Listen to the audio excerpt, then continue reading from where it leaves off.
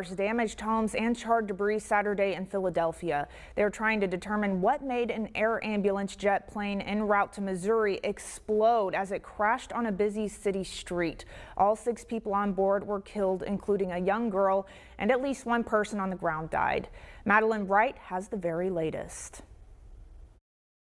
The small plane carrying 6 people, including a child who had undergone treatment at a Philadelphia hospital, crashed shortly after takeoff Friday night.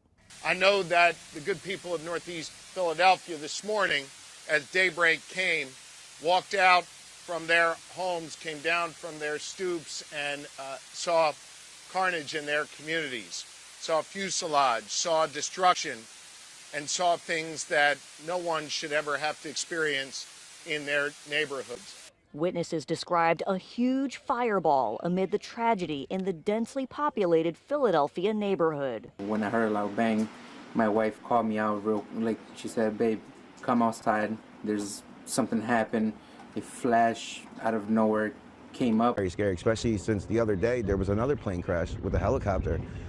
2 days in a row, basically. It's just unheard of. Authorities are working desperately to find any other casualties on the ground as they go house to house to inspect the dwellings in the area. This remains an ongoing investigation, so the situation remains fluid. Crash investigation is just starting, but there are so many other moving pieces to what's happening out there. Emergency workers have set up a shelter at Samuel Fells High School overnight to take care of anyone who may have been forced out of their homes by the crash. CBS News Philadelphia reporter Dan Snyder went to that shelter. He's live out near the scene of that crash with the story of one woman, Dan, who scrambled to escape the aftermath. Yeah, as you can see behind me, we are just a few blocks away from that crash site. And what you can really tell from this look, just how densely populated this area is. So many people saw and felt the impact of last night's crash. One of those women, Dolores, we spoke with her just about an hour ago. She did spend the night at that Red Cross shelter at Fells High School. She lives very, very close to where that plane went down. She tells us she was upstairs laying in bed at the time, heard a loud boom, a flash of yellow, and then everything flew off her bed. She described to us those chaotic moments, those seconds after that crash happened. Take a listen. As I came downstairs and I opened up the door, there was a piece of the airplane and at the steps on fire. So I thought the house was on fire. So I panicked, looking for my dog, and as I was panically looking for her, I fell out of steps trying to get her because she hid from me.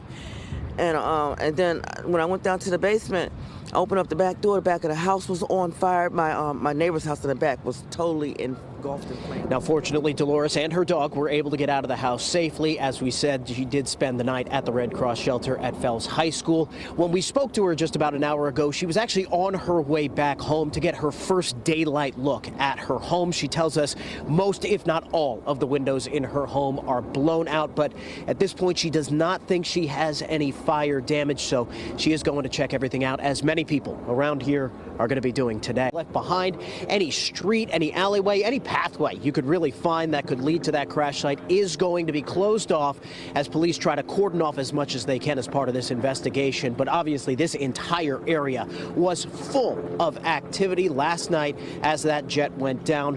One woman we spoke with says she lives very, very close to that site. She tells us all her windows were blown out during that incident. She told us about scrambling to try and find her dog, figure out what was going on, and get out of the house as quick as she could, and opening up the door to find a piece of the plane on fire in front of her steps. My neighbor put the fire out that was in front of the door, and I got out the house, and it was just my body on top of the roof, pieces on top, like fire of the airplane all on the ground and stuff. It was very, very terrifying. Like, I'm very scared right now. When I got there on the scene, besides the sounds of first responders, it was eerily quiet. No folks were walking, businesses were shuttered, cars were charred. It was a really difficult scene.